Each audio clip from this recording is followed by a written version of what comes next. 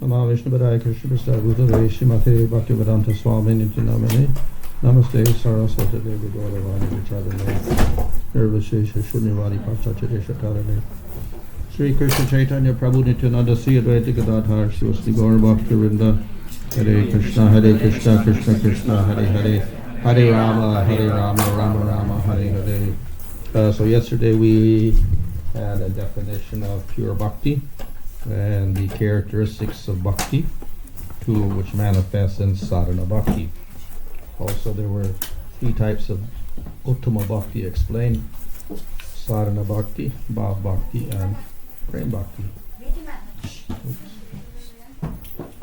So this section, the second chapter of the Eastern section, is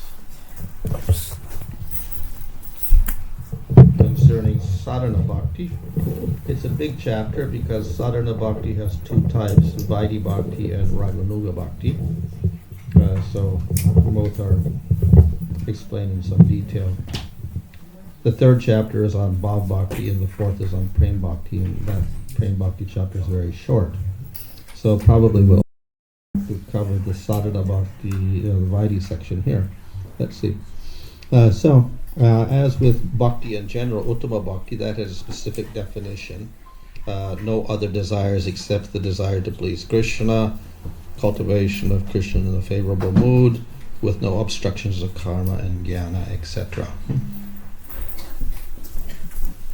So, there were three types of bhakti, the first of which is called sadhana. So sadhana has a definition, as described here. Action of the senses, kriti sadhya. And what is the result? The sadhya is bhava. So that's the second stage. We have sadhana, bhava, and prema. So by engaging the senses, we go from sadhana to bhava stage. So the immediate goal of sadhana bhakti is bhav bhakti. Okay? So what is that bhava that is attained? It is nitya siddhasya bhavasya. It is nitya siddha, it is eternal, the bhava.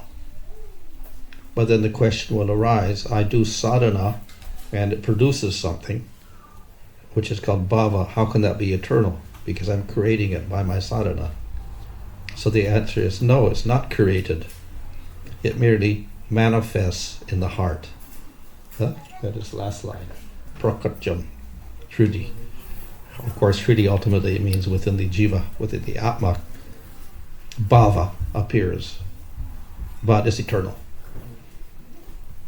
Just as Krishna appears in the material world, but he's not temporary, he's not created, he's eternal. So in the spiritual world, he appears in the material world.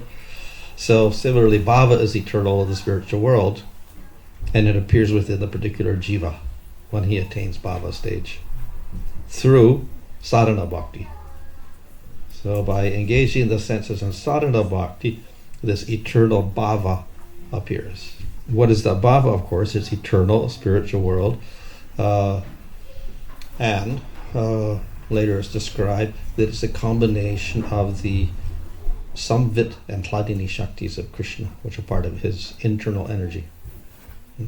So in other words, the internal energy or the antaranga shakti of Krishna manifests within another energy of Krishna, Tatastha Shakti. The jiva is Tatastha Shakti.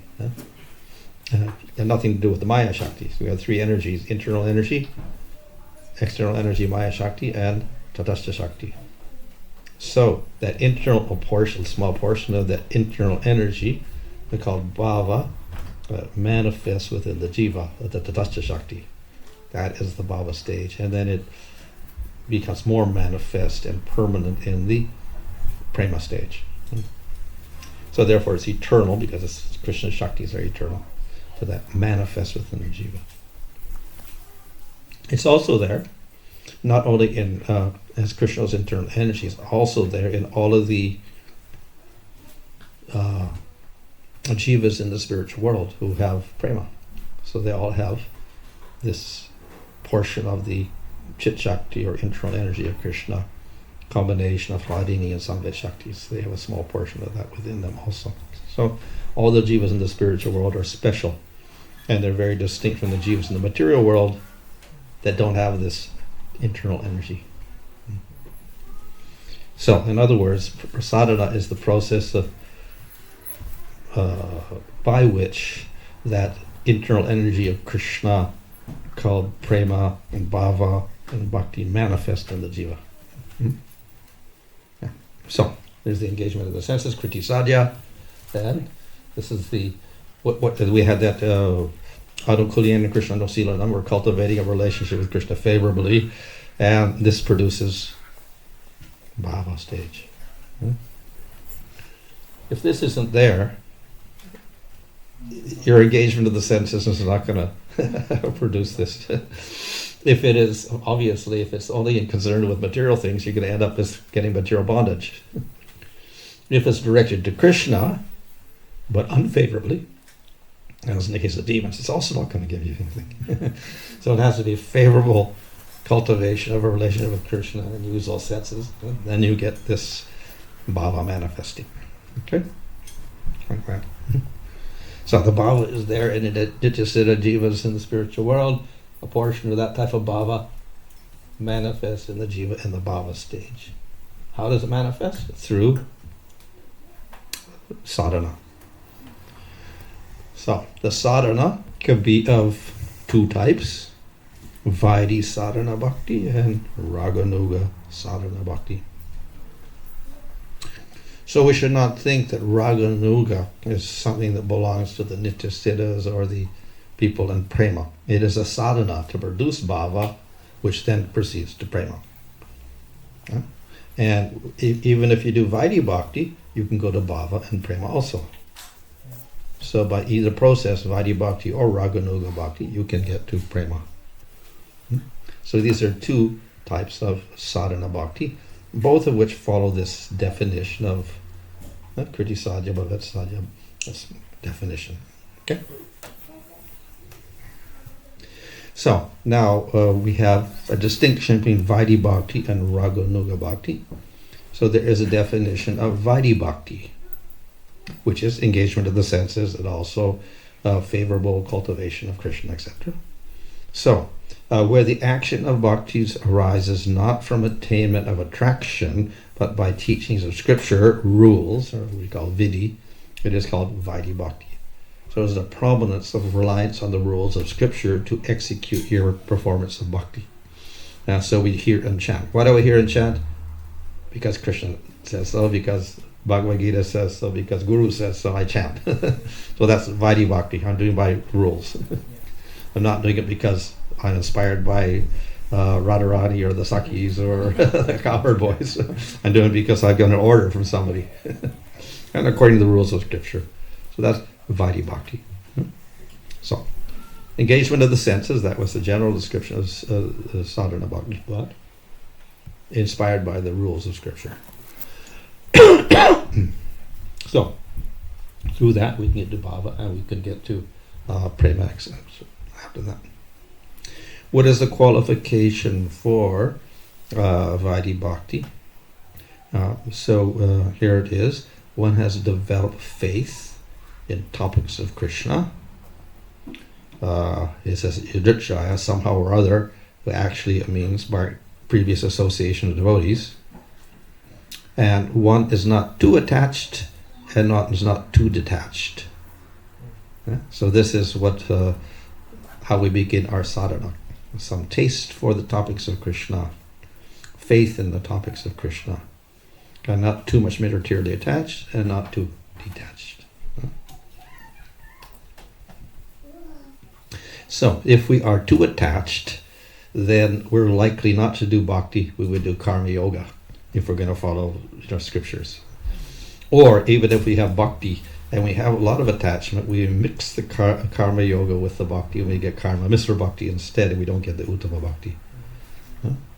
If we have this inclination for detachment, we may get attracted too much to jnana yoga, and we start mixing jnana yoga or liberation with our goals, so we get jnana misra bhakti. So if we have too much of either of these, it's not good for our practice of pure bhakti.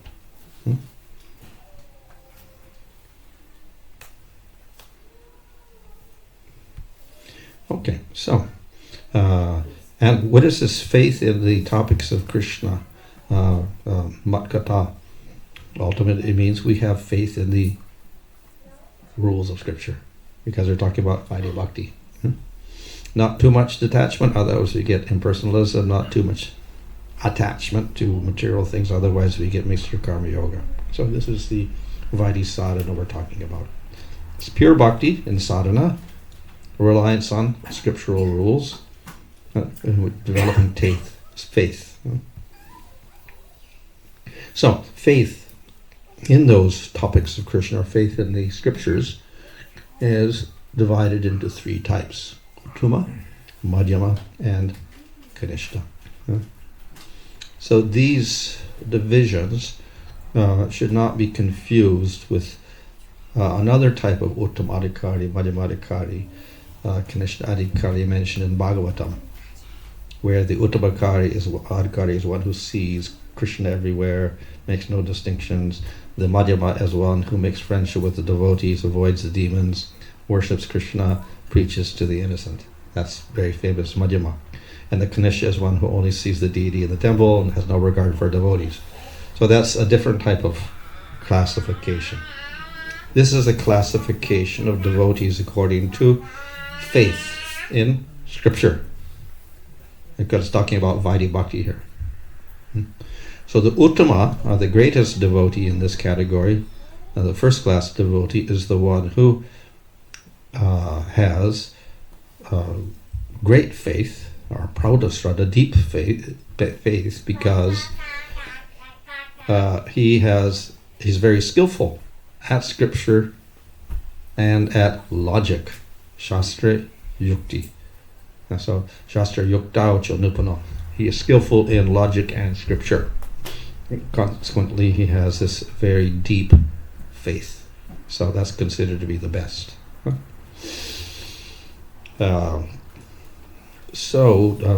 Knowledge of Scripture is considered to be a cause of deeper faith. Plus, knowledge of Scripture, obviously it's not memorizing things, because we do have to have a taste for bhakti, faith, etc., devotional service, cultivating Krishna in a favorable way. So it's not just memorizing things, obviously understanding things very properly, with some sort of appreciation. Plus, we have to use our intelligence to understand properly, so we can understand the conclusion and present it nicely to other people. Otherwise, if we just start quoting scripture to people, they won't appreciate it. You just say Sarvadharma Pradesha to everybody, they're not going to appreciate it. It's Krishna. Can I worship anybody? No, just Krishna. Finished. Then they won't appreciate that. So you have to have a strong knowledge of Scripture to understand why we say only Krishna, not others. And then you have to give the reasons why Krishna is supreme, etc. And why it's not a Devata, why it's different from Vishnu, etc. So you have to have some greater knowledge, plus you have to be able to present it in a very sensible way. So therefore logic is also necessary. So anyway, this is a person who has deep faith. So this is a person who doesn't deviate, and when people argue, he can also defeat their arguments and he convince people. The Madhyama is not so skillful at scriptures. Doesn't mean he doesn't know anything. He has some knowledge, doesn't fully understand, but has some knowledge. But he keeps his faith so that even if he cannot defeat others, he is not in any way persuaded to adopt some other faith. So he stays steady in his faith. So this person also is, you could say, acceptable as a devotee. So it's medium faith. The Kanishta has Komala Shraddha, which means very weak faith. And he also, why is that? Because he doesn't have knowledge of Scripture, very little knowledge of Scripture. Obviously, he begins bhakti because he has a little faith, but it is not so strong. And if he meets people who argue, he may get defeated, and he may also get discouraged, and he may also lose his faith. So this is Komala Shraddha, wavering faith. Not a good position. So therefore, best that we do get some knowledge. Then we get this kind of Madhyama, a bit more knowledge. We come to Uttama, and then we can preach very nicely. So these are all types of faith, levels of faith, dependent on our knowledge of Scripture. So valid for Vaidhi Bhakti particularly. So this is just a summary. The Uttama has strong faith, represented by the big Bhagavatam, and so he doesn't deviate, and he's able to convince others. The Madhyama has less knowledge of Scripture, but something at least, so no deviation, even if he is defeated, and not able to convince everybody all the time, because of his lack of knowledge. The Kanishta has a little bit of faith and little knowledge of Scripture, so therefore possible that he can be convinced by others, and he can also deviate because of that. So not a good position. So this bhakti is actually independent of other processes like karma, jnana, and yoga. So it doesn't depend on them for its success. So we should never think that I have to do bhakti, but I also have to do karma yoga or something else. The Angas of Bhakti are completely independent, and they can give us prema. If we take through that process of bhakti with strong faith, and we in the process give up karma yoga, in other words varnashram rules and regulations, it is not a fault, because if we have the higher taste and we become attracted to bhakti, it is permissible for us to give up the other processes. So we're not obligated to carry on those processes. And if we commit sin, even in the process of bhakti, that he doesn't have to revert back to prayaschitta, varnashram, purification rites, etc. He simply continues the process of bhakti.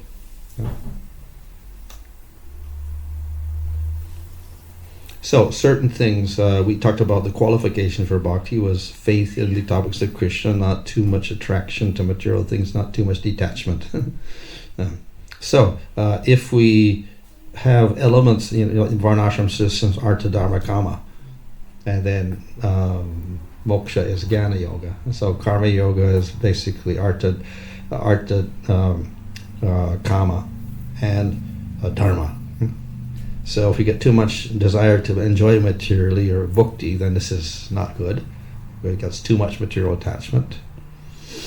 And if we have too much attachment to artha and dharma, in other words, the varnashramic rules and the goals, that's also not considered a good qualification for pure bhakti. And if we have desire for moksha, liberation, which means jnana, that again is a disqualification from pure bhakti. Of course, one could mix the bhakti with all these things, but then it's not pure bhakti. And consequently, the pure bhakti is not pure bhakti, so will not lead to prema.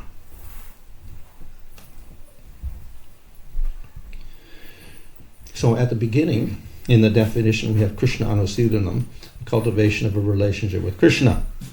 And I mentioned that Krishna includes all the other forms of the Lord, such as Vishnu and Narasimha and Varaha, Vamana, etc. And one can worship them, cultivate a relationship with any of these forms, because they're all Bhagavan, and one can attain prema. Still, Lord Chaitanya has emphasized Krishna, Srimad Bhagavatam emphasizes Krishna, and Nectar Devotion also emphasizes Krishna. The first verse, as we remember, was Krishna is the very form of all rasas.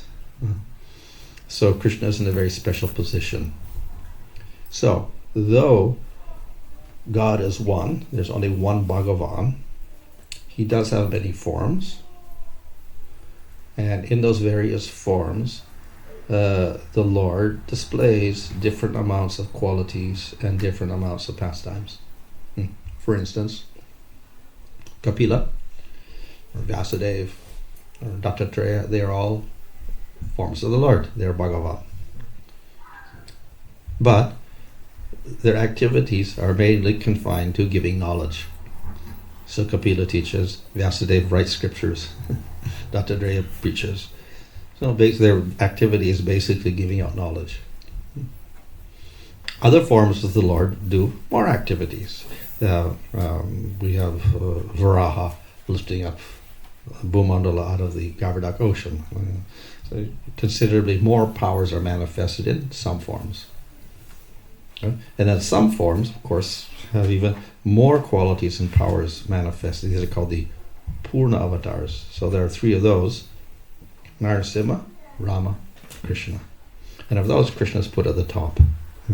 Why? Because Krishna manifests more qualities, more pastimes than all of the others. So we put him in a special position. So therefore, even though Krishna and Vishnu are Abheda, they're non-different because it's all Bhagavan, one Supreme Lord, according to our philosophy, Siddhanta. Still, Krishna is considered to be superior. Utkrishyate. Why?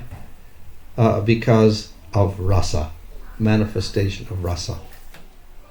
So that first verse, what we talked about yesterday, was that Krishna is the form of all rasas. He manifests all the rasas fully. Other forms manifest rasas not so fully, even though they're all one Bhagavan.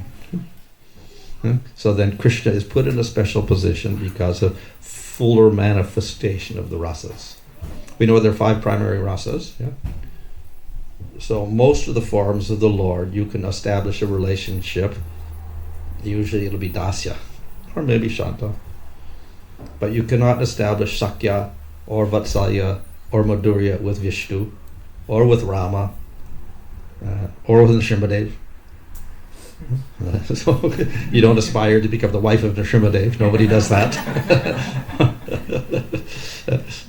Or the parent. Nrsimhadev doesn't have any parents. He comes out of a pillar. So for most forms of the Lord, most of the rasas are not available even. Of course, Rama has his mother and father, but nobody else becomes mother and father. Nobody else has Vatsalya rasa. Most are dasya, even for Ramchandra. And he only has Sita as his wife. Nobody else can aspire for Madhurya rasa.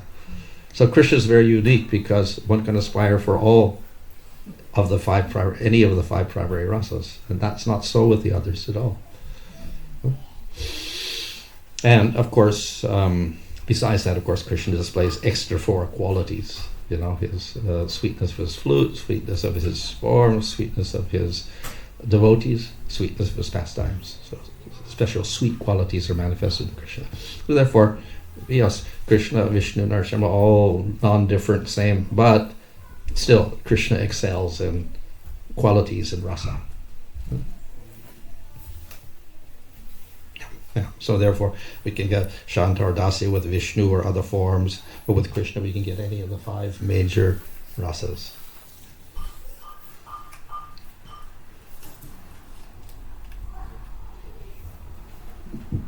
So, next, Rupa Goswami discusses the different activities. The definition of sadhana bhakti was engagement of the senses to attain bhava.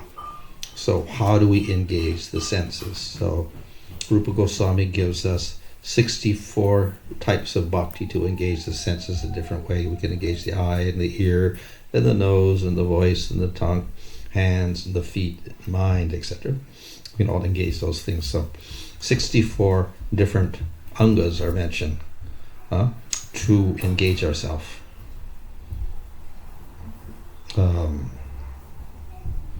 20 of these are called the door to bhakti. So they are like preliminary things. And after we can perform the 20 properly, then we can do the 44 others, which are hearing and chanting, remembering, etc. So these are also important as preliminary Angas of Bhakti. So there's 20 of these, 10 of which are positive, do this, do this, do this, and 10 of which are negative, don't do this, don't do this, don't do that. So, of the 10, the first 3 are considered to be most important.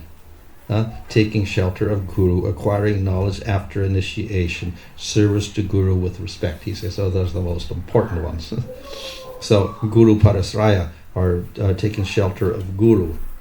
That doesn't particularly say diksha, but shiksha or diksha guru.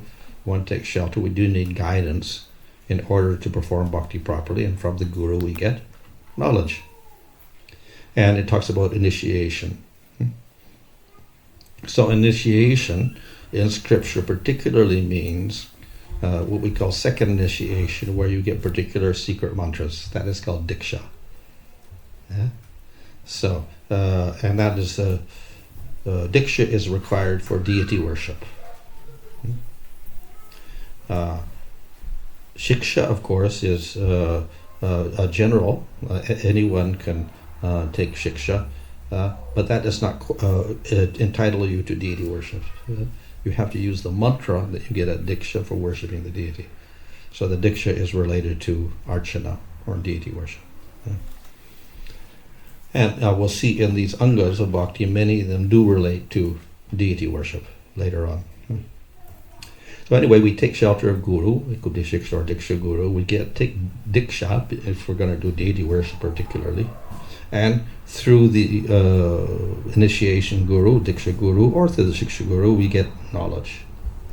Right? And then we have to serve the guru with respect. So respect is necessary in order to get the knowledge from the guru. So these are very, very important.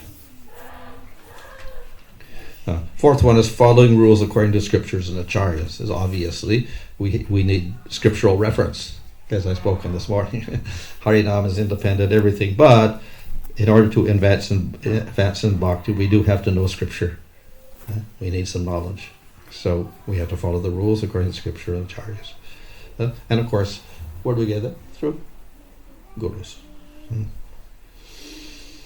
And when we approach bhakti and we approach gurus, then we come with inquiry. And we see in Bhagavad Gita, Krishna says, pranipatena, pariprashnena, sevaya. So the second one is pariprashna, asking questions. So we have to be inquisitive about spiritual life. So we go to Guru because we want to get knowledge of spiritual life. So we are inquisitive. How should I advance? How should I perform bhakti? How should I attain prema? How should I get out of the material world? So we have spiritual questions. These are the questions that the Guru should answer. So real duties of life is called Saddharma Pritcha, asking about Saddharma, the real Dharma. But the commentary says Saddharma means bhakti. So inquire about how to do bhakti yoga. That's the question that you ask the Guru. So we should not go to Guru, or we should not take Guru in order to get other answers to other questions. So in other words, most people go to Guru to get questions to like, how can I get married? Or how can I get children? Or how can I get a job? Or how can I get a promotion? So these are not the questions we go to Guru for. These are material questions. So we're not going for material guidance to Guru. We're going for spiritual guidance. So that's Saddharma Pritcha. Renunciation of enjoyment or anything else to gain mercy of Krishna. Of course, we said you should not be too materially attached, and therefore this is this renunciation of enjoyment. At the same time, you should not be too detached, but at least we should have the determination to give up material attachments as being unfavorable to attaining Krishna.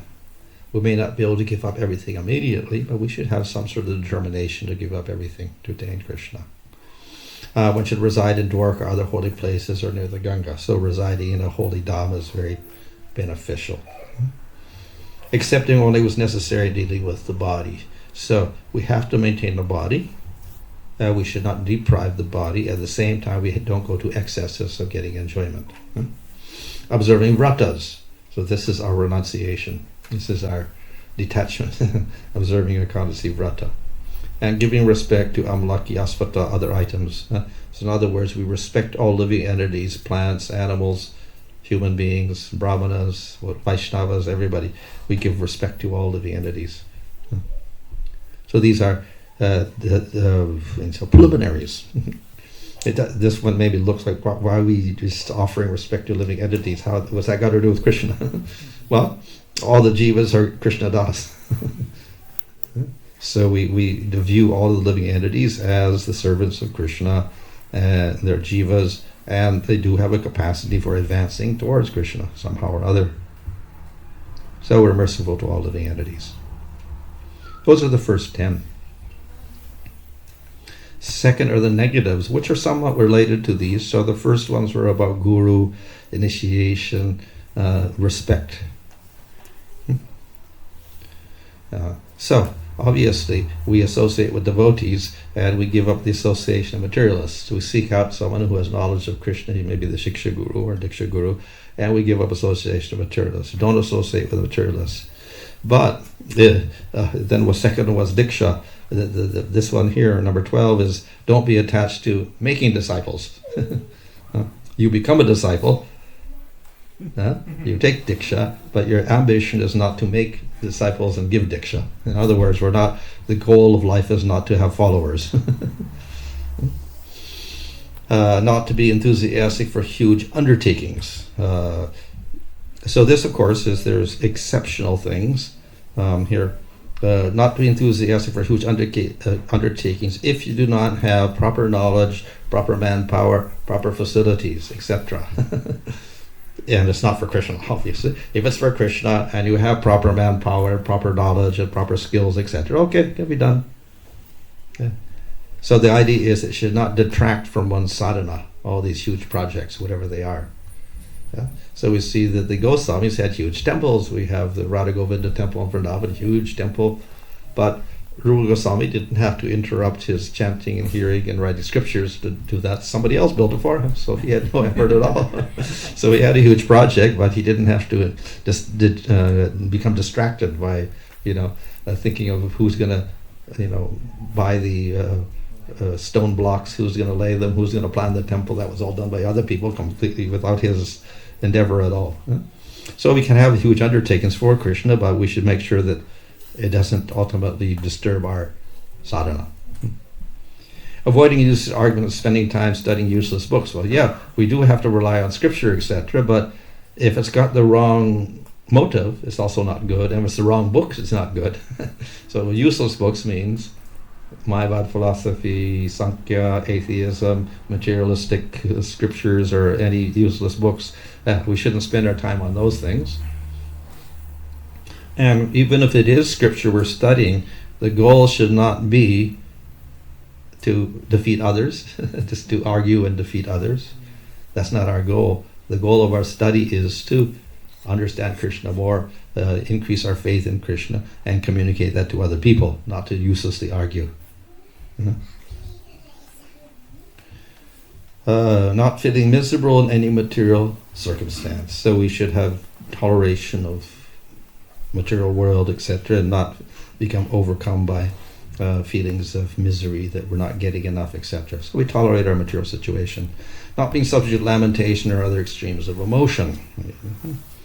And not showing disrespect to devatas. So we had that number 10. We have to respect, trees and animals and human beings, etc. So we also cannot disrespect the devatas. They are also servants of the Lord. They're also devotees of the Lord. So we can't disrespect them. We shouldn't give disturbance to any living beings. We should avoid seva and nam-aparads and not tolerate criticism of Krishna and his devotees. So those are the negative things. So these are all the preliminaries. So now we talk about the engagement of the senses, the kriti sadhya. We had the 10 angas and 10 angas negative, and then we get 44 angas engaging the different senses. So Rupa Goswami starts out with those which are related to the whole body. So one is marking the body with Vaishnava symbols, particularly tilak marks. So this is kind of a standard procedure or action done by the various Vaishnavas. Different sampradayas will have different types of tilak.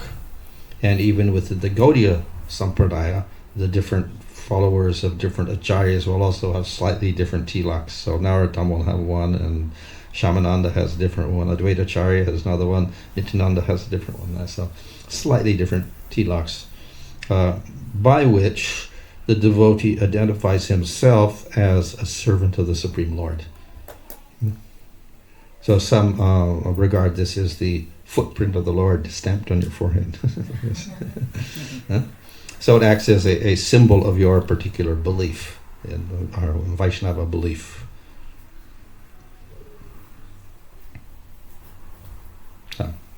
These are Sri Vaishnavas, variations of tilak. This is Madhva tilak there. So they're all made of different materials. For instance, the Madhva one, they take the ash from the homa, and they use that for the black center of their tilak, whatever. We usually use Gopi Chandan for our tilak.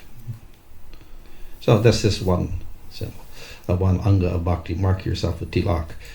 You can mark the body with the symbols of the Lord's names, Hare Krishna, Radhe Shyam, etc., and print all over your body. Wearing garlands, flowers, sandalwood, which are being offered to the deity. Take the prasad remnants from the deity, and you can wear those things. You can engage the body in dancing before the Lord. Quite common in like Lord Chaitanya's movement.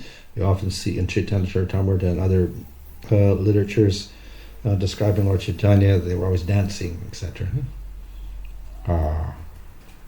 This, of course, can also become quite refined, where the dancing takes on different forms like Bharatanatyam or Odissi, etc. Different styles are there. And usually they are depicting the pastimes of Krishna. Offering respects on the ground, pranamas, dandavats, etc. Rising up to see the Lord when the Lord passes in a procession. You stand up, follow behind. That's following the Lord's procession. Using the feet to go to the temple. It's a nice Anga of Bhakti. Circumambulating the Lord or his Dhamma. Going around.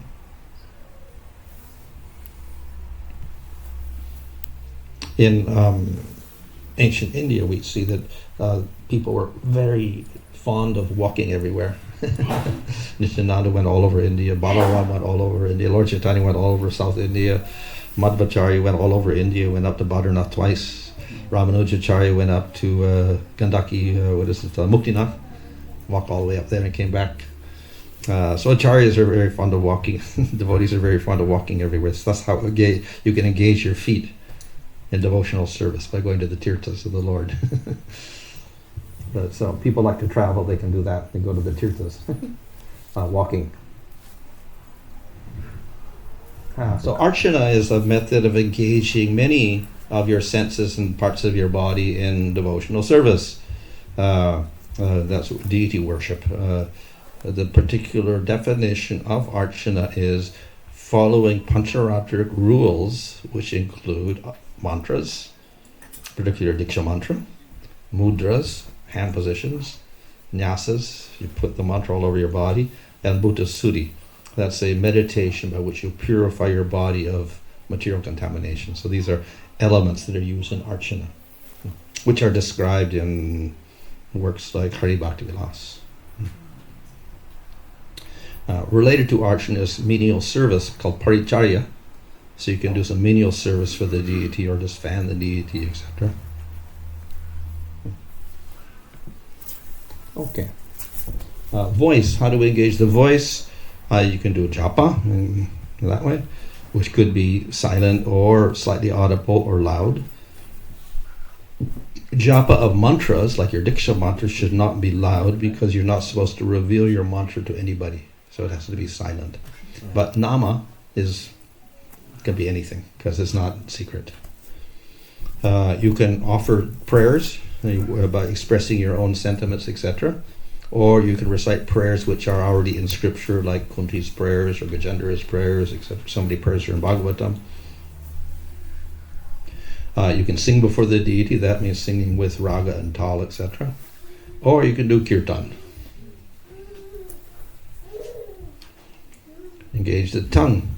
You can taste what is offered to the Lord, and all the different foods, or the charnamrita, etc. The nose, you can smell the incense, or the sandalwood, etc., the flowers offered to the Lord. Touch, you can touch the deity. This is, of course, only for people who are doing deity worship. Eye, you can see the deity. We have darshan, artis, etc.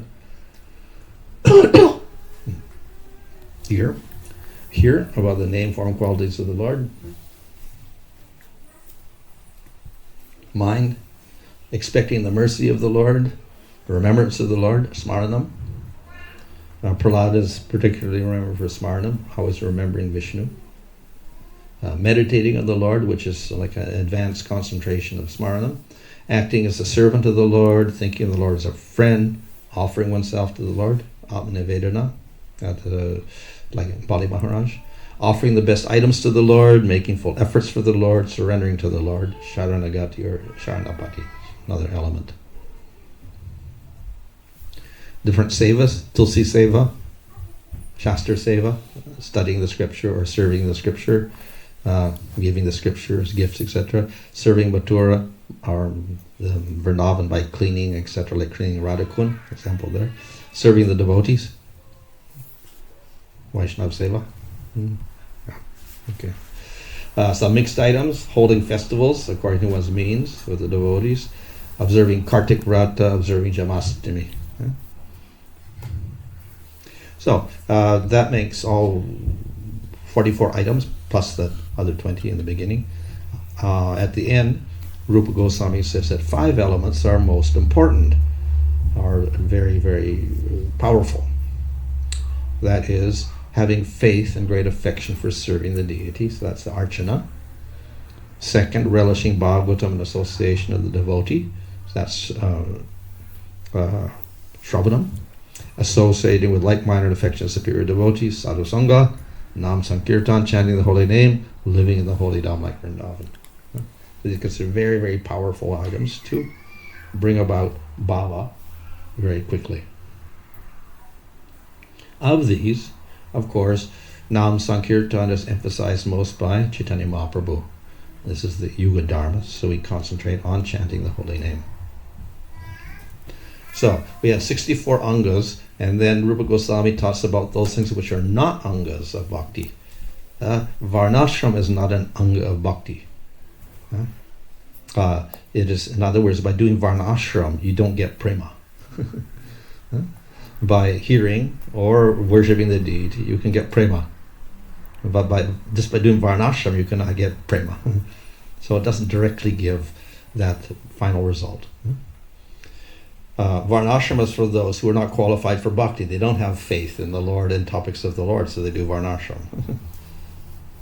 Jnana and Vairagya are not angas of bhakti. So Jnana and Vairagya are particularly mentioned because in the Upanishads and other Puranas, Jnana and Vairagya are often stressed. Through Jnana and Vairagya you get liberation, but they're actually they can be unfavorable for bhakti. And whatever you achieve through Jnana and Vairagya is automatically achieved by bhakti itself, as you get to bhava and prema. Making disciples is not an anga of bhakti. It can also obstruct bhakti. Acquisition of good qualities is not an anga of bhakti. In other words, we have nice qualities like toleration, mercy, controlling the senses, so we may think that we have to cultivate all these qualities separately. But actually, they are the result of bhakti. As we saw, subhada was the second quality that manifests when you do bhakti. That is, you manifest all good qualities. So an attempt to have sattvic qualities may be good, but ultimately creates bondage because you end up in sattva. Whereas when we do bhakti, we get qualities which are related to the Lord. So these are nirguna qualities instead. So instead of vairagya, we have what is called yukta vairagya, in which we are detached from objects for ourselves. We don't use them for ourselves. And if they're suitable, we can engage them in serving the Supreme Lord. So we don't outright reject objects, but we see if they're suitable, and if they are, we can use them for serving the Supreme Lord. So this is called Yukta Vairagya. And it's through the Yukta Vairagya that we will attain complete detachment from everything in the material world, using everything for Krishna. The opposite is called Phalgu Vairagya, where you artificially renounce everything because everything in the material world will cause sense attachment and ultimately be an obstacle to liberation. So this is the type of Vairagya that's carried out by the Gyanis. So this is not recommended at all. We engage the senses in devotional service and we use objects in the material world to serve the Lord. That's Yukta Vairagya. So in the section, at the end of the section, there were 64 Angas mentioned. So Rupa Goswami gives an example of prominently using one Anga of Bhakti to attain perfection. Sukadev did it by Kirtan, glorifying Krishna. Parikshit did it by hearing Bhagavatam. Prahlad got perfection by Smaranam, always remembering the Lord. Akura did it by offering prayers to the Lord, Vandanam. Lakshmi by serving the lotus feet. Hanuman by Dasyam, Arjuna by Sakyam. Prithu by Archanam. Bali by offering everything, including himself, innovated. And Ambarish, he did so many Angas all at once. So in this way, you can do one or many. Usually we do a combination. For instance, Rupa Goswami mentions 5. So usually we're doing all 5, but we give a prominence to Nam Sankirtan as the Yuga Dharma. That ends that particular section. Any question?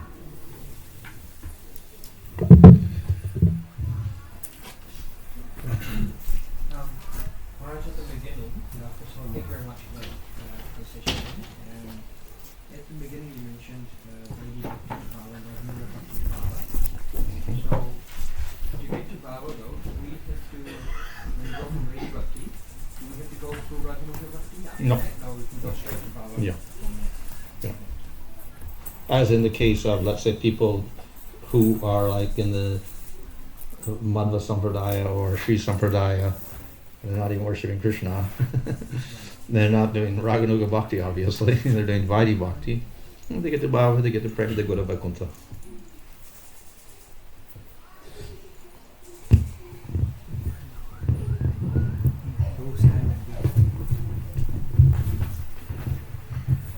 Hare Krishna Maharaj. Thank you very much Maharaj for elaborating Angas. Maharaj, my question is about Varnashrama and Jnana are not part of Angas. But actually, if we see practically at least my understanding, so with some knowledge and when we follow the Varnashrama, when a person leaves the Grihastha and becomes a Vanaprastha and then Sannyasam, and with Jnana, the Lord, then he will become Bhakti. So how it is not Anga of Bhakti, Maharaj? Can you please explain? Well, we can say that, as I mentioned there, that Varnashrama is for people that don't have faith in the process of Bhakti directly. So if you're doing Varnashram and you're not really worshipping the Lord in any prominent way, you're just doing Varnashram, yes, you can progress. And hopefully, when you get to Vanaprastha and Sannyas, then you will start worshipping the Lord nicely and you start Bhakti as a main process. But it may not be so. You may get into Jnana and start going for Brahman instead. And then you're not a Vaishnava. You become a Jnana Yogi instead. So Varnashram does not automatically lead to becoming a Vaishnava. It could lead to becoming a Jnani or a Yogi. And then from that you get liberation instead of prema.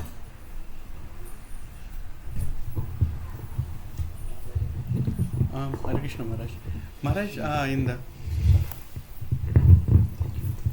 one of the non-angas is acquisition of good qualities. Is not a requisite for Bhava Bhakti. But when we start, we need to avoid the offenses, and also we need to make sure that we develop detachment for material things, so that we can develop attachment. So these are all the good qualities that we need to. Well, that was mentioned in the first 10 and 20 angas. Avoid the aparad, save aparads, not aparads. Don't be overcome by lamentation, greed, lust, etc., etc. These are all there. We don't make a separate cultivation of good qualities, as in Jnana or in even Karma Yoga. They encourage you to develop all sorts of wonderful qualities which will lead you to Sattva Guna. So definitely we have to avoid attachment to the material world, etc., control the senses, but it's all intimately related with our service to Krishna. And through that we develop all wonderful qualities. So we don't do separate cultivation through karma or jnana, etc. Thank you, Maharaj. We'll see, obviously, Lord Chaitanya says, Trinada Pisunich, you have to be tolerant, you have to be compassionate, etc. Then in Nectar of Instruction we have these qualities, you have to patience and perseverance, etc. Yeah? So those qualities are favorable qualities for bhakti, so no problem with that. But it's all in relation to favorable to bhakti. It's not just developing qualities to be in Sattvagun or to be a good person in the material world. The goal is different. Right. Got it. Thank you. Hare Krishna, Maharaj. As just one fundamental question, in one of the purport, Prabhupada writes is bhakti is only for Krishna. How we can explain to other people like who is worshipping other devatas? Mm-hmm. That's bhakti. You can't be doing bhakti to other devatas. Okay. Yeah. Well, we do have it even in Bhagavad Gita. Krishna mentions bhakti to the devatas, so you could have it, but real devotion, that is causes devotion, which is a spiritual element coming from the Sarup Shakti of Krishna, that is meant for the Supreme Lord. So for anybody who's got some doubts, we should distinguish these different personalities. Who is a devata and who is Bhagavan?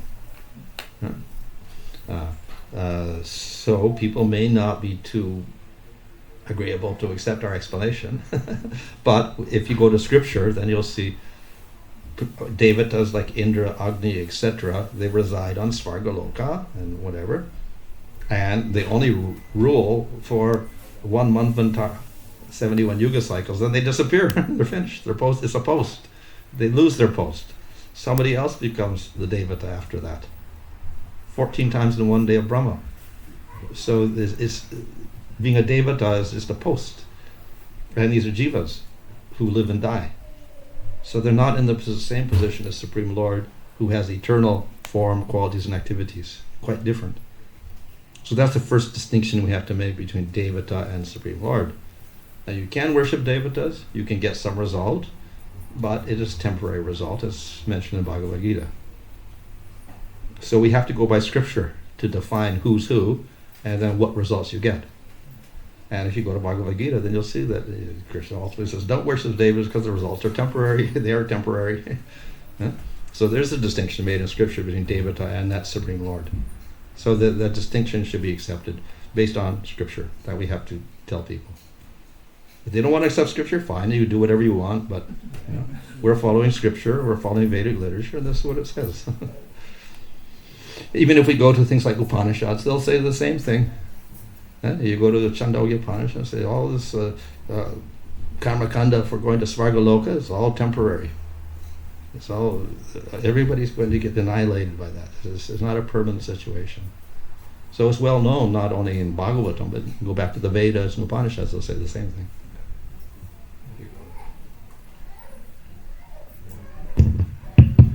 Hare Krishna Maharaj, very nice and insightful lecture again. I have got actually a couple of questions which are related to my day-to-day life. First question is, suppose on a weekend I got a couple of spare hours to spend on myself. I've got a choice either to read something which will help me become better at my job, and I've got a choice to read scriptures like say Srimad Bhagavad Gita or Srimad Bhagavatam. How should I make that choice? Because I get sometimes like stuck as in what should I be doing? So is there any way we can... Well, it will depend on the necessity of advancing in your job, and how much you need to do that at this particular moment, what are your family needs, etc. That's one consideration. The other is that in terms of devotion, how eager you are at this point to advance in devotion. So we have to choose balance, which we're going to choose is going to be the stronger option, advance in devotion or advance in our material position or whatever. Some cases we cannot choose the spiritual option completely because we do have obligations, so we're forced to do that and you have too many family members or whatever to support, then you're going to have forced to get the job and get more money or whatever. So you have to do it at this particular time. In other cases, we do have more options. We're not, we don't have so many obligations, so then we can choose the spiritual option. So it depends on our conviction and situation both. It's not one rule for everybody. Thank you, Maharaj. The second question was, as you mentioned, within the don'ts option, what we shouldn't be doing to progress in our bhakti. One of the stuff was we should not be associating much with the non-devotees or materialists. Having said that, Prabhuji, Maharaj, that we do associate with non-devotees or materialists in our workplaces. Yeah. So the question is, if we look at them as equal, because a Krishna devotee should be looking everyone as equal, no differentiation. How we can avoid not to associate with them, if that makes sense. Yeah. So association, sangha, has doesn't just mean being close to a person. It means intimate association, such that you interchange in a very friendly way. So you exchange food, you exchange gifts, you exchange knowledge, you converse very friendly. If the person is very asat or negative or whatever in many ways, then that will influence you a lot. So that asat person is also defined as atheists, gross materialists, sinful people, people who are offenders to Supreme Lord, they don't like him, whatever like that, reject scripture completely, people with bad habits, intoxicants, all this. These are all considered asat. So we have to be careful when we associate them intimately. If it's just casual, coming next to them, it's not, we're going to get really contaminated. There's obviously, physical contact itself is a contamination of sorts, but it's slight compared to when you intimately, in a friendly way, you associate with a particular person. Then you're more likely to share and admire their particular qualities and whatever, then you get influenced by that. So that's the point where it becomes more serious. If it is casual. The other point of view, of course, is we're compassionate to all. We see everybody as soul to soul, so that way we're merciful to everybody. But that mercy has to be expressed differently to different types of people. So those who have a little faith, that's the Kanishta Adhikaris, etc., we're merciful because we teach them. Those who are completely uninterested, we kind of avoid them. We don't teach them. We don't preach to the faithless, etc. So we avoid them for intimate contact. And with the devotees, then we have more. We associate, hearing, chanting, whatever, feeding, accepting food, all these interchanges are there with the devotees. Thank you very much, Maharaj. Very nice. Thanks.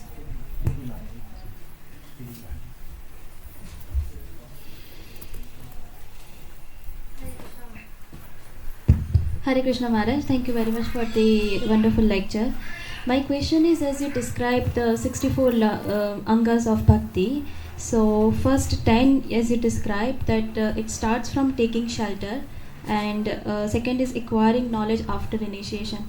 So as initiated devotees, when we haven't taken initiation yet, but we acquire knowledge and we follow everything else, like follow the rules and do Ekadashi Vrat, and so does it has to be from the start? Does it has to be taking shelter comes first? Well, these are the most important ones, not necessarily first. Now, historically speaking, it probably would come first because they did not have books, they didn't have internet, they didn't have information.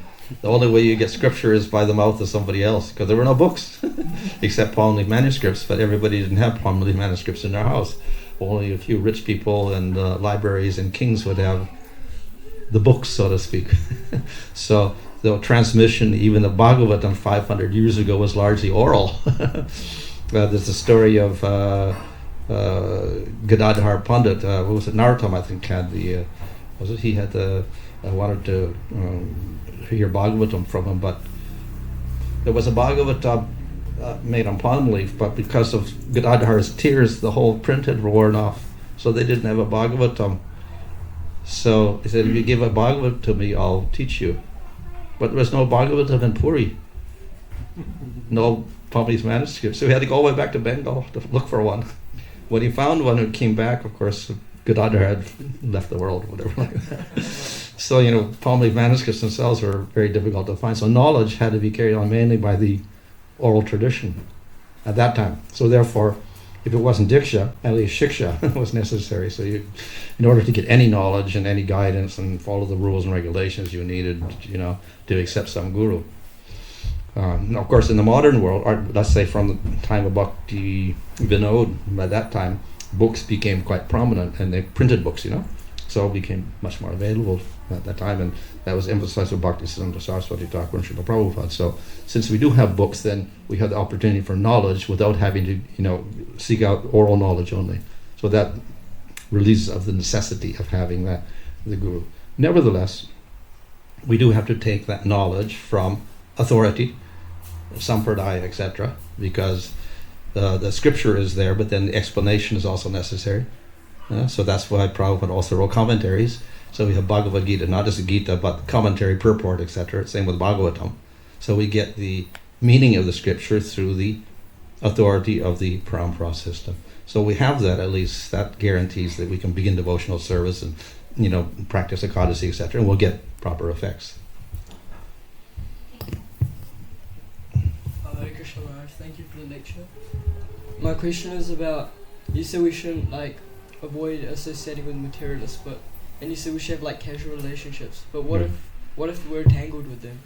Entangled? For family or something like that. Oh. We're in those situations. Yeah. Your mother and father are asat sangha?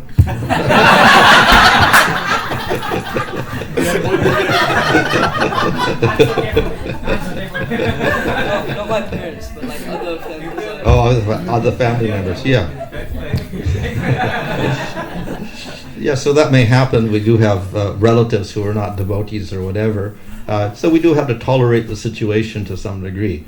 But of course, I'm saying the intimate association, don't get too close. In other words, if you're going to live with them, then it may be a little more problematic. If you're not living with them, okay. But if you had to live in the house and eat their food and do whatever they're doing, then you're going to get more influenced by that, obviously. So we have to be a little bit careful of that also. Hare Krishna Maharaj. Maharaj, you mentioned earlier around attachment and detachment. Too much attachment leads to Kama-Mishra Bhakti, too much detachment leads to Jnana-Mishra Bhakti. And then later on also about accepting only what is necessary in dealing with the body. Now, in Grihastha life, sometimes the opinion between family members on what is necessary and what is attachment, too much detachment, can differ. Mm-hmm. So is there any sort of guiding light or goalpost that we can use to understand that this is too much attachment, this is too much detachment, or this is not necessary for us in our life? Yeah. Well, no, there's no real permanent guidelines. We'll see even in the Varnashram system, it's quite different for even different Varnas. So the Brahmana is expected to be a little more austere. The Kshatriya is not austere at all. Whatever, they could have lots of luxuries like kings and whatever, and same with the Vaishyas. So there's not one rule for everybody in the Varnashram system, but generally the Brahmanas are considered to be more austere, and so they should practice that. As for devotees, again, even then, there's no specific guidelines. So we see cases like Gadadhar's guru and Pundarik Vidyanidhi. He was thought to be a materialist because he had, luxuries all around him, but actually was a great devotee. But he was, surrounded by luxury, etc. And then Gadadhar was wondering, wow, what is all of this? But then he understood later on that he was actually absorbed in Krishna all the time in spite of that. So whether you have lots or more or whatever doesn't really matter if it doesn't create an obstacle to your devotional service. When it does create an obstacle and you get over attachment to it, or you have too much endeavor to gain it, and that detracts from your sadhana, etc., then we have to be very careful. So according to your mentality and your level of bhakti, you have to judge what is favorable and unfavorable in that particular situation in terms of effort, time, and of course the opportunity for enjoyment. Hare Krishna Maharaj, could you, not sure if I missed something, Maharaj, could you explain a bit more about how does Jnana and Vairagya obstructs bhakti? Obstruct? Oh yeah. So jnana, when we talk about jnana or knowledge, we're talking about impersonal knowledge or knowledge from the Upanishads and Puranas, which encourage you to merge into the impersonal Brahman. So if you get attached to that, that's exactly opposite of bhakti, because in bhakti, the ultimate goal is not merging into impersonal Brahman with no form, qualities, or activities, but serving, not merging, but serving Supreme Lord who has form, qualities, activities. So they're opposite directions in one sense. So if you get into the jnana, then this acts as it will weaken the bhakti. So that acts as an obstacle.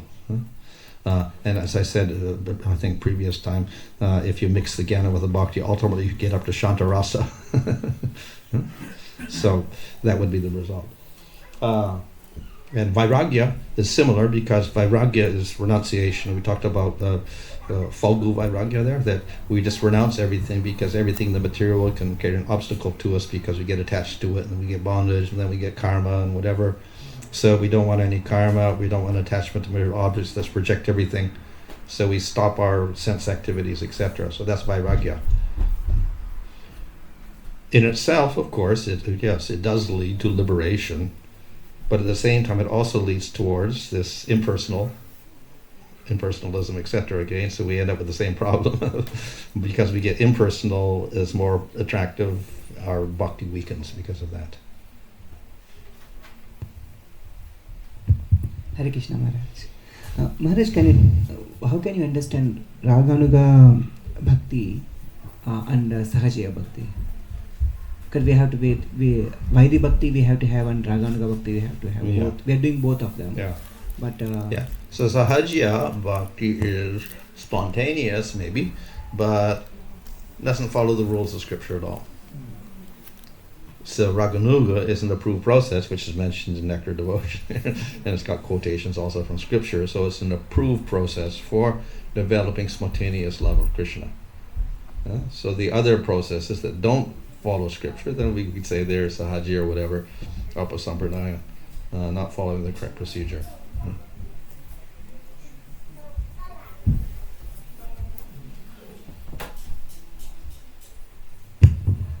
Maharaj, I have a couple of other questions. So you mentioned that Vedvyas writes, Kapila Muni teaches, and Aitra preaches. So what is the difference between teaching and preaching? Not much actually. Yeah. I just gave that as an example to show that different avatars of the Lord are maybe engaged in spreading the teachings of Bhakti, except for me preaching or teaching is more or less the same thing. Okay, great. And also the Uttama Bhakta has deep faith, right? Doesn't deviate and also brings others to Krishna consciousness. So when we are referring to not deviating, is the deviation considered from actions or intentions? For example, Dharma was referring to family members and associating with them, and a lot of the family members are Karmakanda family members, so they hold yagyas and things like that. So if we go to one of those things, is that considered a deviation, even though we may have deep faith or developing deep faith in the bhakti process, even though we know that demigod worship is, Well, it depends on our particular intention. So if we're going there with the idea that, well, I have to do this because it's pious and I get pious results for it, then it becomes a little bit of a deviation. But if we go there just because, they'll harass me too much if I don't go, then that's okay. We're just tolerating the situation, being social with people, that's all. We don't want to make them over angry or over, inimical to bhakti or whatever.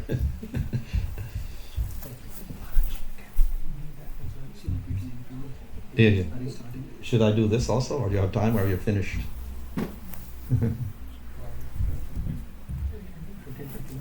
I could try. Maharaj, one more question. Yeah. Sometimes you said that, of course, as a preacher, if you are Uttamadhikari, you say you can convince. When we preach in some time, of course, you say as Madhyama or Uttamadhikari, you can defeat the other people. But now in Kali Yuga, you may defeat the argument and then go in argument after argument because the person is not to be convinced. in ancient Vedic time, when you defeat a person in an argument, he become your disciple. But here he become inimical to you, want to kill you. Yeah. So, as a preacher, what would you say? We don't want to go and defeat people.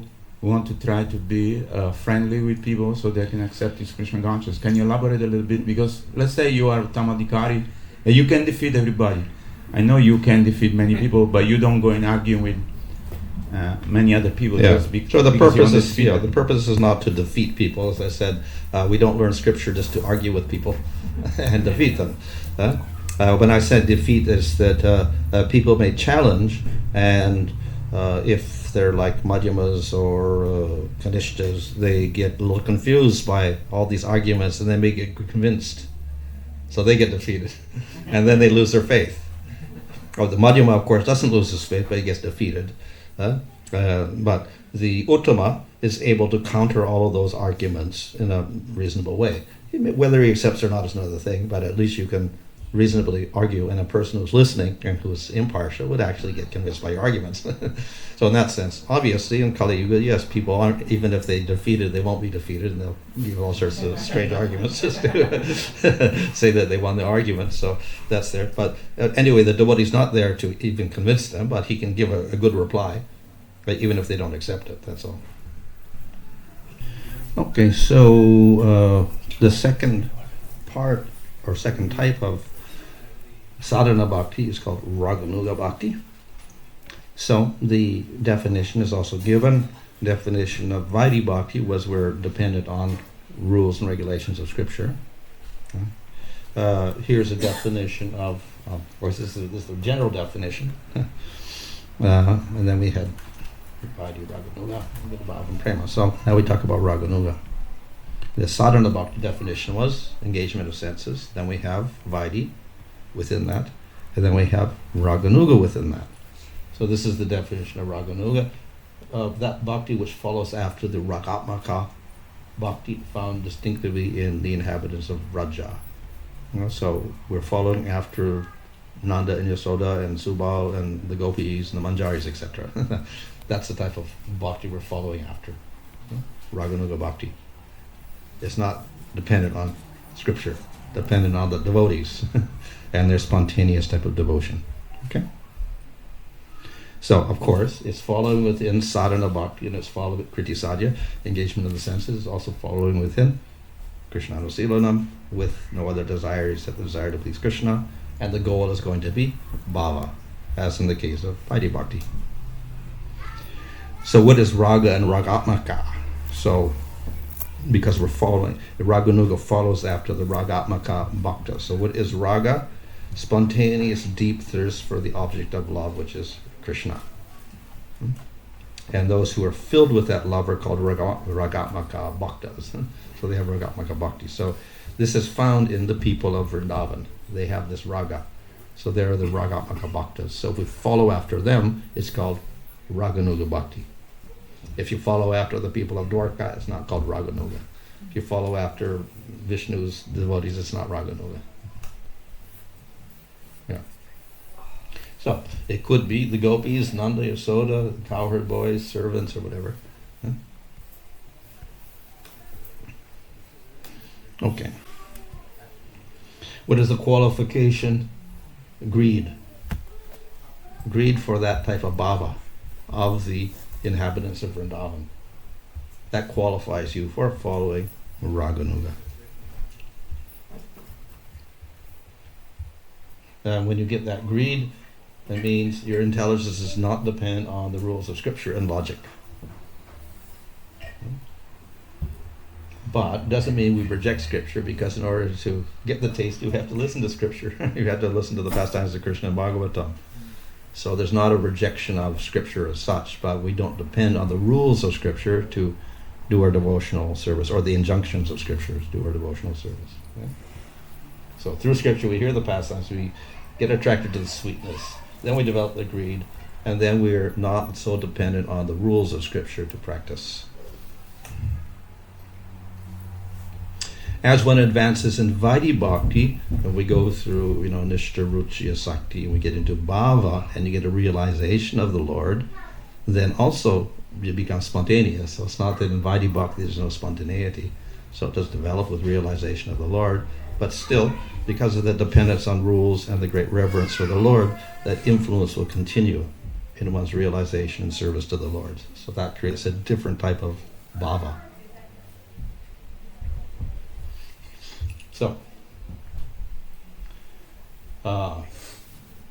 So we say there's no dependence on the scriptural rules, etc.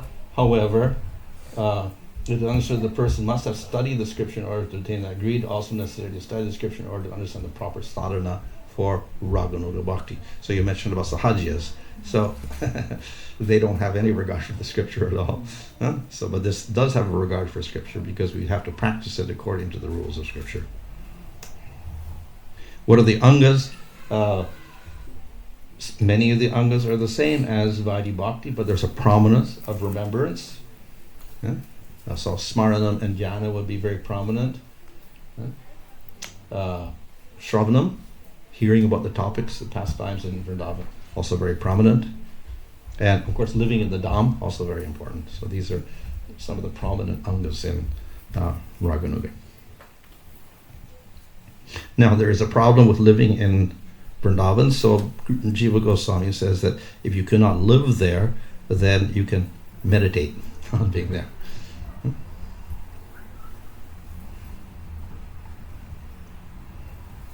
Also, we have in meditation, there is the development of your Siddhadeha, which you may get from Guru.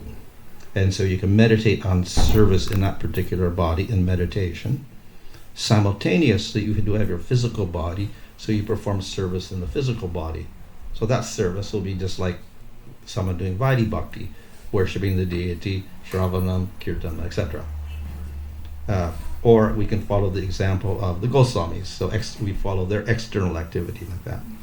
Internally, then you may serve the Lord in a particular form, like a cowherd boy or whatever, and meditate on serving Krishna as a cowherd boy and playing with him in the fields, etc. So that's your internal sadhana in your service. But we have external one, you're acting like the normal devotee. So Vishwanath says, according to one should perform mental service in one's Siddha Rupa, following after examples of Radha, Lalita, Vishaka, Rupa, Manjari, others. In one's physical body, one should perform services using one's body, following after persons such as Rupa and Sanatan Goswamis, situated in Vraja. So that we have two services going on there. Your external service and your internal service. The external service may look very much like a person following Vaidhi Bhakti.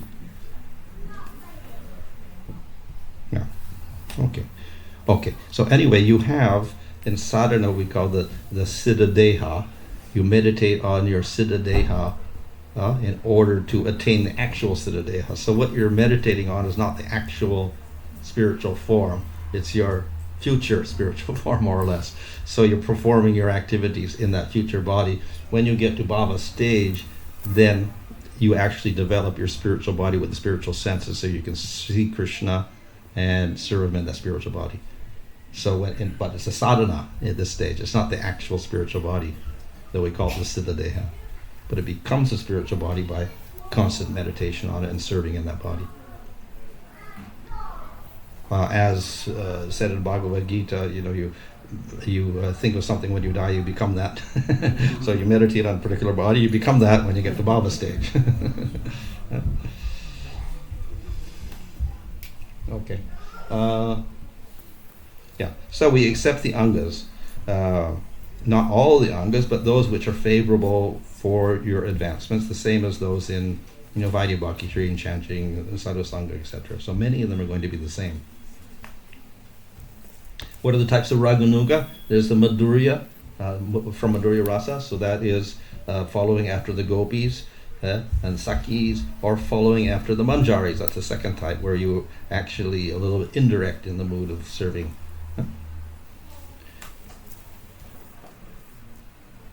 So the question will arise, if you are doing Vaidhi Bhakti and you want Madhurya Rasa, what do you do? And with Krishna. Because through Vaidhi Bhakti, you can't get to Goloka. but you have to get to Krishna. So then the alternative is you go to Dwarka. And there, if you have Madhurya Rasa, then you become like a queen. So besides Madhurya Rasa, then we have things like parental rasa, like Nanda and Yasoda. So one becomes an elder cowherd boy or a woman or man. You can be Sakya Rasa, Subal, and follow after Subal and others, or you can even be Dasya Rasa, following after some of Krishna's servants. So there's various choices one could have in Raganuga. What is the cause of Raganuga? Of course, there was, you get the greed from hearing pastimes of Krishna and appreciating the sweetness, etc.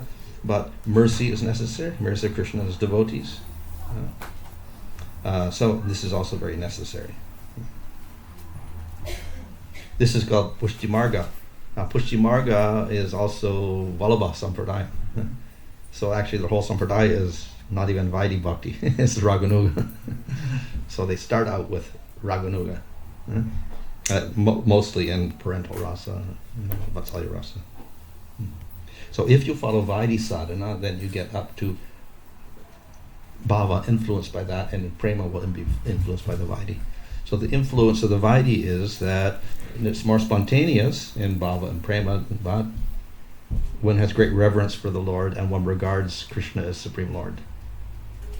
If you follow Raganuga, following after the people of Vrindavan, then you don't see Krishna as Supreme Lord. You only see him as a cowherd boy. So that's the difference in the result. It could be similar, but you can realize Krishna in both cases, but how you see Krishna is different, and therefore different places. It's in Dwarka or in Vrindavan. As regarding the Siddhadeha, there's a lot of controversy about getting your Siddhadeha, and Prabhupada didn't give anyone Siddhadeha, so we were deprived of something. You don't have our Siddhadehas. So this, how you get a Siddhadeha? One, of course, is explained by Vishnu Chakravarti. He has a little book on Raganuga Sadhana. And there he says it could be through your guru. He can give you a particular form. It could be through another devotee who's not your guru, or it could be internally realized. So we have three options there. So it's not necessary you have to go to some Babaji to get your Siddhadeha or whatever.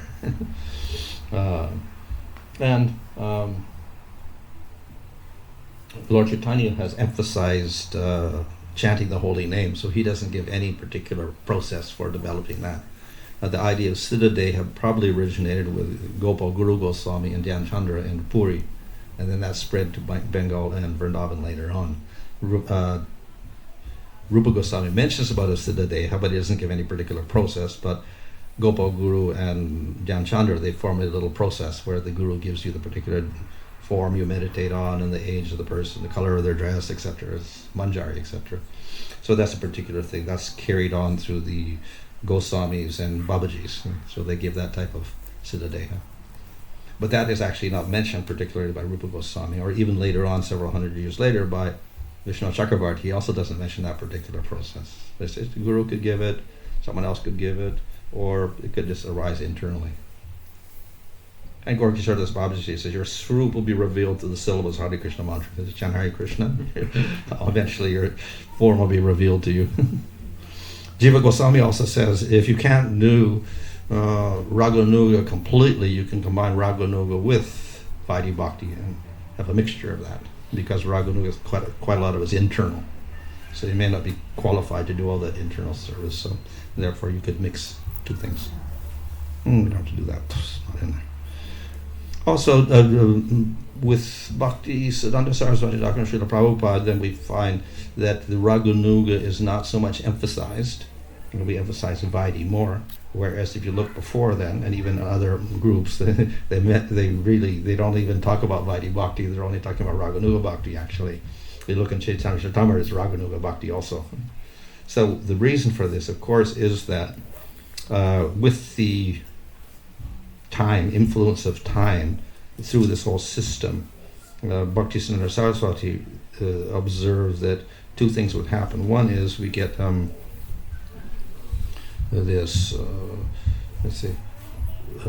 the Raganuga bestowal of a Siddha Deha became like a mechanical process and had nothing to do with realization or even practice. It's just like they got their form accepted, but never really did anything with it. And it was more or less like I got my Siddha Deha, so it became like a material position or something. The other is that through the Raganuga process, because it mentions spontaneity, then a lot of people, they put less emphasis on rules and regulations, even basic rules and regulations, but that's not how the Goswamis envisage the whole thing. So because they have less emphasis on rules, then they tend to deviate and do many different things. So Bhaktisiddhanta Saraswati observed that a lot of these groups, this is how the different Sahajya groups start, whatever, and they have new philosophies and all sorts of illicit activities, etc. So therefore he began to discourage it as an initial process for people. So therefore he put some restriction on Raganuga at that point. Okay. Fine. Oh, that's good. Okay. Hare Krishna.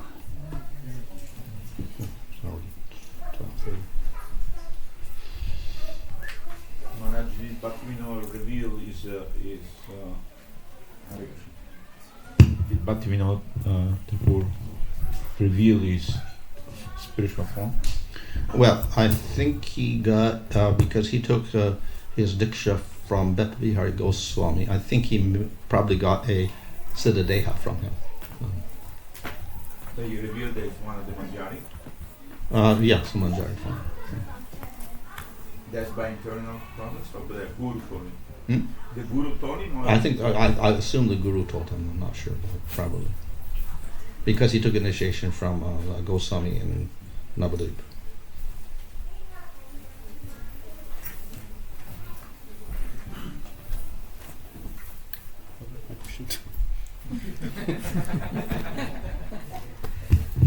Hare Krishna Maharaj. For anyone trying to follow Raganuga Bhakti and they're trying to follow footsteps of the Acharyas, how do they know which one to follow and whether their mind is tricking them into thinking they're qualified to follow Raganuga Bhakti and not Vaidhi Bhakti? Well, if you go to a guru, then he would also tell you whether you're qualified or not. There's an interesting story in Jaiva Dharma. There's the two devotees. They go to the guru and they hear, and then at a certain point, when they say, "Well, I think we're qualified for Raganuga," so then they go to the guru and they inquire and ask. So then the guru says, "Okay, what's your aspiration?" One says, "Well, I'd like to be a cowherd boy." The other one says, "I would like to follow after the gopis." So then the guru gives them different swarups based on that.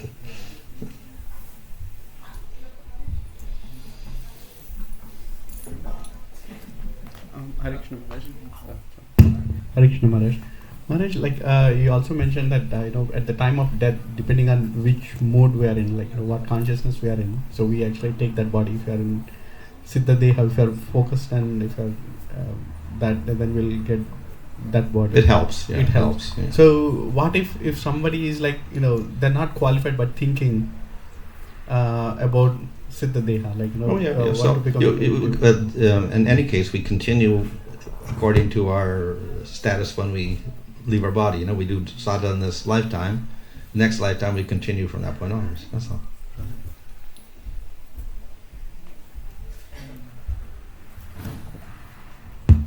Hare Krishna Maharaj.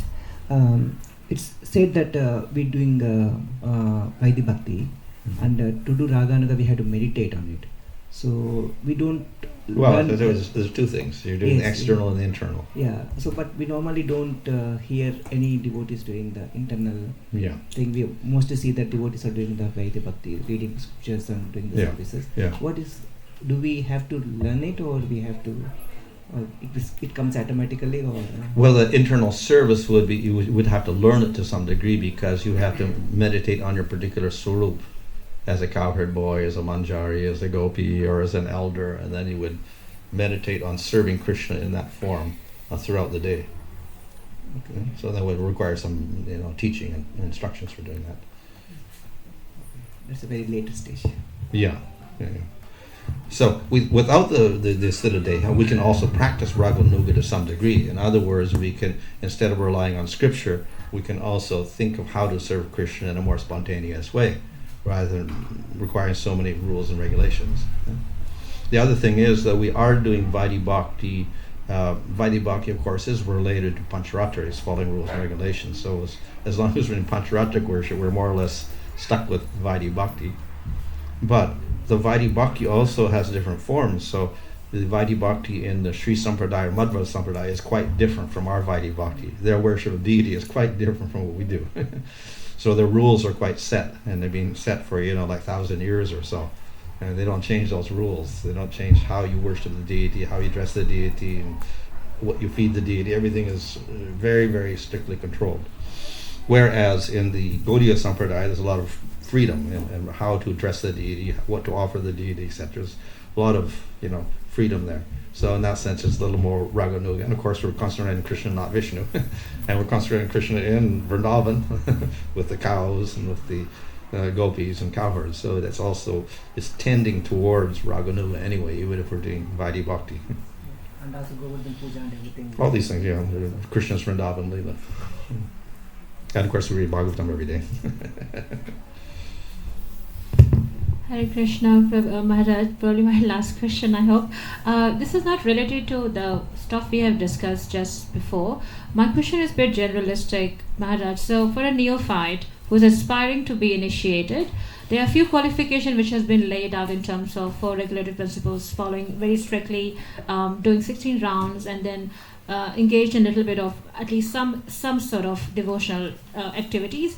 These are like externally driven qualification. My question was, how can a neophyte can gauge as an internally that he or she is sort of qualified for taking up the initiation? Just a little bit of guidance would be really helpful. Hare Krishna. How can we judge whether we are qualified or somebody else is qualified? No, like ourselves. Suppose, say me, if I want to check that, if I want to do that quality check, that am I qualified? How do I do that? Well, of course, at least external should be there. Now, internally, of course, the main internal thing is, as we said, is we have a willingness to serve Krishna. We're willing to practice pure bhakti, Anya Abhalashita Shunya, Anukulan Krishna Silanam. We have that willingness. And if we look at at least the door to bhakti, the first 20 principles, we have a willingness to follow all that. So that would say we're qualified. Thank you very much.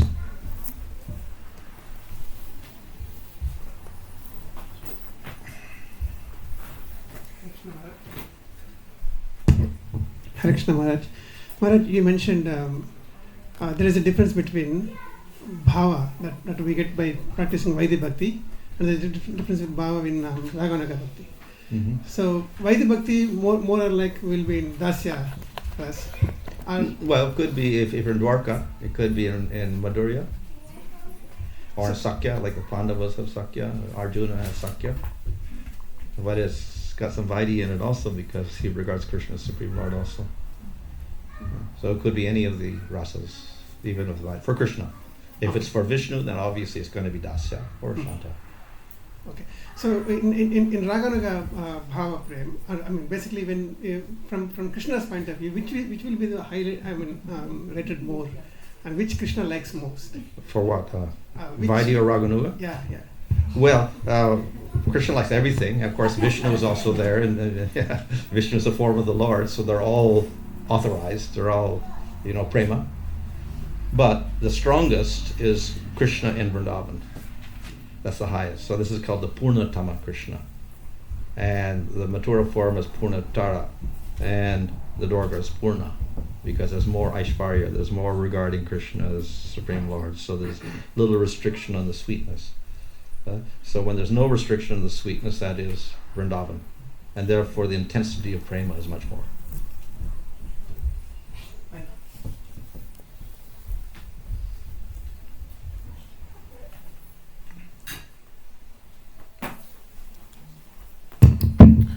Maharaj, in the name of Raganuga Bhakti, is there any chance that we may fall down and become Sahajiya and totally get deviated from. Oh, the that's path. why. So how do we? That's why Bhaktisiddhanta kind of restricted it, because in the name of like Raganuga, then they had different groups like Saki Bekkis. They dress up like gopis and whatever, and do all sorts of things. So you get all sorts of things that it's not following the Goswamis as a result of not following scripture, etc. So that's why he did restrict it to some degree, and he emphasizes at least you follow the rules and regulations for some time. So the guarantee, of course, is that we in Sampradaya, and if we follow some authorities, then we prevent that deviation. And also, Maharaj, when we are doing like daily archana or whatever, any services to the Lord, Mm-hmm. is there any chance that we may fall down in the name of spontaneous devotion? Like, suddenly we deviate and I feel like Lord is actually asking me, I feel like doing something different. Right? So how do we keep ourselves in check? Well, the spontaneity aspect would have some limits. Spontaneity can be in terms of we want to offer something different to the Lord, maybe. Like in Radharaman temple in the summertime, they don't offer lamps because it's too hot for Krishna, so they ignore that rule of offering lamps to the deity in the summertime because it's so hot.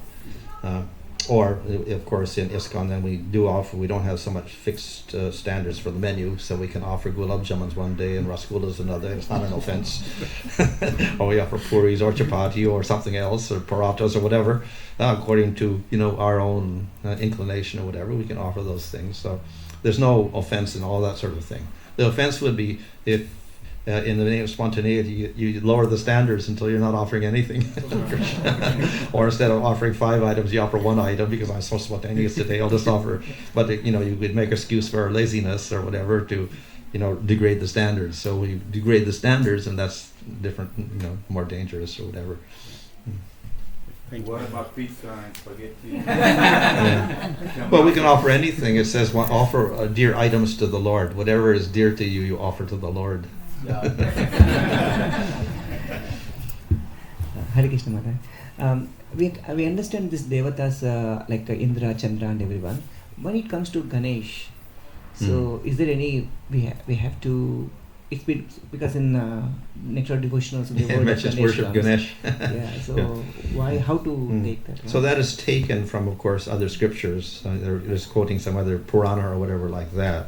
So generally we don't worship, but there is, because we don't worship Devatas, but there is an equivalent of Ganesh in the spiritual world called Vishaksena. So in the Sri Sampradaya they worship, and in Madhva I think also they worship Vishaksena instead of Ganesh. So you could do that, worship Vishaksena instead, if you want to worship Ganesh or whatever. And in spiritual world there's Murugan as well? Well, all the Devatas are there in the spiritual world, of course, with spiritual forms. They're not like positions with material bodies. So it's particularly in Vaikuntha. They have all these Devatas in the different directions surrounding, east, west, south, north. So the Devatas situated there. It's like guards of Vaikuntha. Thank you, Maharaj. Thank you.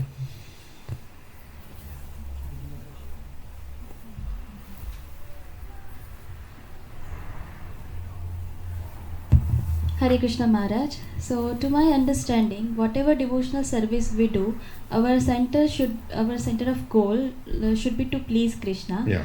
But many times, I will talk about myself. When I do any devotional service, I feel like my aim is to sometimes I'm doing because it's pleasing to me. So is it bad, and should I shift my consciousness to continuously thinking that I should be doing this service to please Krishna? Yeah. Well, the definition is there, Uttama Bhakti, for no other desire except to please Krishna. So that's the goal. Now, in our devotional service, because we're doing sadhana, it can never be perfect, and we have gone through anartha vritti as we go up to nishta, ruchya, sakti. There's always anarthas there, so that can create other desires as well. But at least it should not be constant, and we should try to restrict it. And as I said, anya abhalashita shunya was there to mean that in general we don't have other desires. That could arise occasionally. So Krishna's a little tolerant in that sense, but it shouldn't be constant. And if it becomes constant, then it mixes the bhakti.